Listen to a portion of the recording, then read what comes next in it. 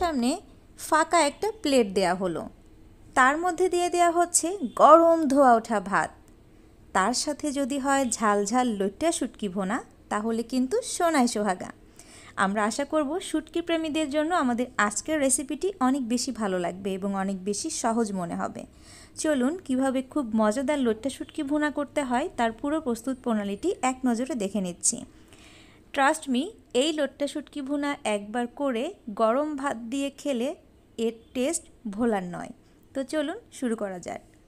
লইট্টা শুটকি ভুনার জন্য আমি এখানে 1 কাপ পরিমাণ লইট্টা শুটকি নিয়েছি। আমি একটু ছোটো ছোটো করে কেটে নিয়েছি এবং এটাকে আমি গরম পানিতে ভিজিয়ে রেখেছিলাম 15 থেকে 20 মিনিটের জন্য, যাতে করে শুটকিগুলো একটু সফট হতে পারে, এবং খুব ভালো মতো হাত দিয়ে কচলে ধুয়ে নিয়েছি।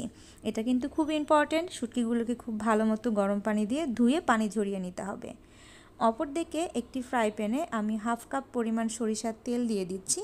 এখানে চাইলে আপনারা যে কোনো রেগুলার রান্নার তেলও ব্যবহার করতে পারেন, তবে সরিষার তেলের ঝাঁজটা একটু বেশি হয়, ঘ্রাণটা একটু ভালো হয়, তার কারণে আমি সরিষার তেলটা ব্যবহার করেছি। দিয়ে দিচ্ছি 1 কাপ পরিমাণ পেঁয়াজ কুচি। শুটকি জিনিসটা আসলে ঝাল তেল মশলা একটু বেশি হলে কেন যেন খেতে একটু বেশি ভালো লাগে। 1/4 কাপ পরিমাণ দিয়ে দিয়েছি আমি রসুন কুচি। পেঁয়াজ কুচি এবং রসুন কুচিটাকে চুলার মিডিয়াম হিটে হালকা হাতে একটু নাড়তে থাকবো। তবে এই পেঁয়াজ রসুনটাকে একদম লালচে করে ফেলা যাবে না।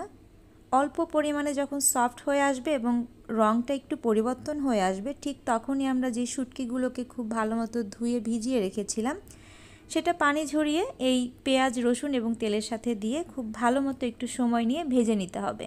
তবে খেয়াল রাখতে হবে শুটকিগুলো যেন পুড়ে না যায়।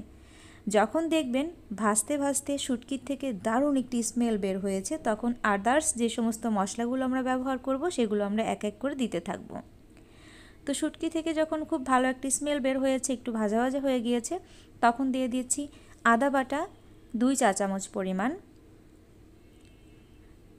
খুব ভালো মতো নেড়ে চেড়ে নিচ্ছি যাতে করে আদার কাঁচা গন্ধটা দূর হয়ে যায়। যেহেতু আমি এখানে রসুন কুচি ব্যবহার করেছি তাই এক্সট্রা করে রসুন বাটা দেইনি।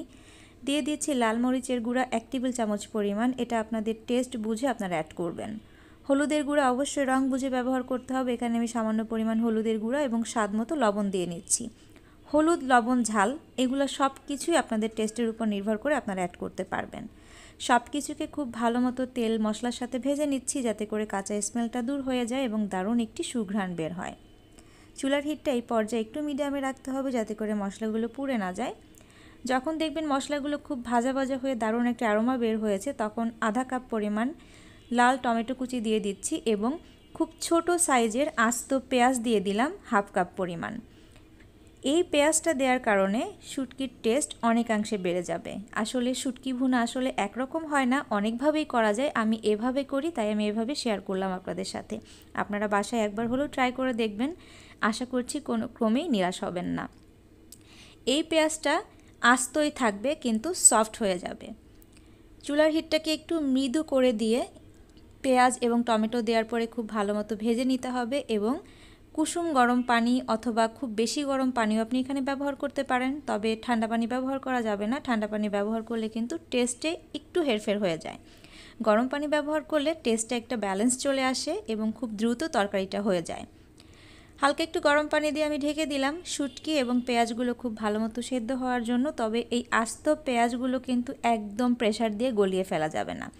যখন আপনি গরম ভাতের সাথে এই পেঁয়াজ এবং শুটকি নিয়ে খুব ভালো মতো মেখে খাবেন, ব্যাপারটা খুব অন্যরকম লাগবে। এই ফাঁকে আমি কথা বলতে বলতে কয়েকটা কাঁচামরিচ একটু ভেঙে দিয়ে দিয়েছি। এটা অবশ্য খুব বেশি ঝাল করবে না, কিন্তু দারুণ একটা ফ্লেভার নিয়ে আসবে। আবার খুব ভালো মতো নেড়ে চেড়ে ঢেকে দিলাম। যখন দেখবেন পানিটা একটু শুকিয়ে এসেছে তখন অনবরত নাড়তে থাকতে হবে। তবে খেয়াল রাখতে হবে পেঁয়াজের এই অংশগুলো যেন একদম মিলেমিশে একাকার না হয়ে যায়। এই পর্যায়ে আমি প্রায় 2 থেকে 3 টেবিল চামচের মতো ধনেপাতা কুচি দিয়ে দিচ্ছি। এটা অপশনাল, চাইলে আপনারা স্কিপও করতে পারেন, আবার চাইলে আপনারা দিতেও পারেন। যখন দেখবেন জাল করতে করতে বেশ শুটকিটা একটু মাখা মাখা হয়ে যাবে, দারুণ একটা অ্যারোমা বের হবে, তখন শুটকিটাকে নামিয়ে নেবেন। এবার একটু কল্পনা করুন আপনার সামনে গরম ধোয়া ওঠা ভাত, তার সাথে ঝাল ঝাল লইট্টা শুটকি ভুনা, আর আপনি গরম ভাতের সাথে লইট্টা শুটকি ভুনা দিয়ে খুব ভালো মতো ভাতগুলোকে চটকে চটকে খাচ্ছেন। কি কেমন হবে ব্যাপারটা?